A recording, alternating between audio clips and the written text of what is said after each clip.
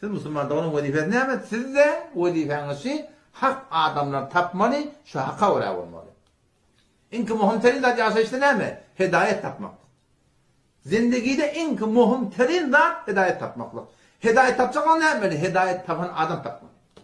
Hidayetten on değerli ne yapacak? Hanefi mezhebi ödemeli. Nereden Kur'an'ı 119. ayette Sure-i Tevbe'de Allah Teala ne mi diye? Ya eyyühellezine amenu ey iman getiren adamlar, denanlar, ittakullah, Allah'dan korkun, günahdan ilçekin. Ondan sonra ya eyyühellezine amenu ittakullah ey iman getiren adamlar, denanlar, Allah'dan korkun ve kunu ma'as sadiqin. Allah Teala doğrusunu bilen varın diye. Huday Teala doğrusunu bilen var deyiptir. Huday Teala doğrusunu bilen olduğu işinden iki kep çıkıyor. Bire yalansılı bolma var ya.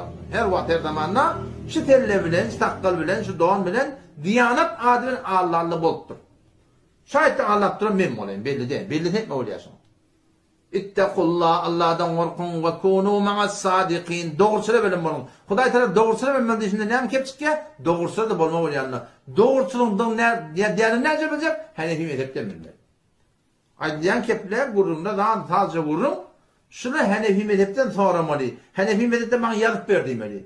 Her yere koyan ardak gururunu, Hanefi gururum olsun, tahsil bana yazıp verdi. Bir de gelin, Hanefi gururun ardak gururum olsa, şunu bize yazıp vereydi, muhurda vurup vereydi, git küme koyacak olan koyacak. O taraftan hak değerini bulacak olan, şuradan mı Hanefi mezhepten soramalı. O zaman şu da ne oldu? Müslüman da oldum, asli gururuna gireydi. Men vazifem şey, hakkani olamanın vazifesi şey, ki öz alıp var yani hakkını sabit etmeli, öyle de şu hakka tabi olmalı. Sizin vazifeniz ne mi? Hak ulamaları tanımalı, şu hak ulamalarını inatçmalı. Haklığın ne, haklarını ne yapacak? Bolup bir göz. Huday Teala ve kunu ma'as sadiqin doğrusunu bilen boluptur.